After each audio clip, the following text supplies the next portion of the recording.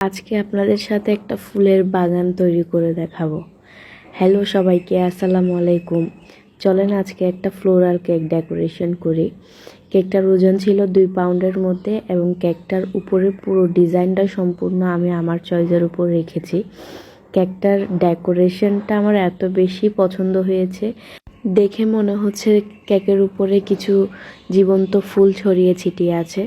তো এই তো এখানে আমি রেড কালার, এরপরে অফ হোয়াইট কালার, এরপরে একটু ইয়েলো কালার দিয়ে আমি প্রতিটা চেরি ফুল করে নিয়েছি।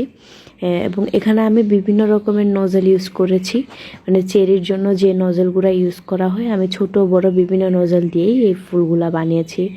এরপরে কেকের বডির কালারটাও আমি একটু ডিফারেন্ট রাখার ট্রাই করেছি, একটু ইউনিক টাইপের।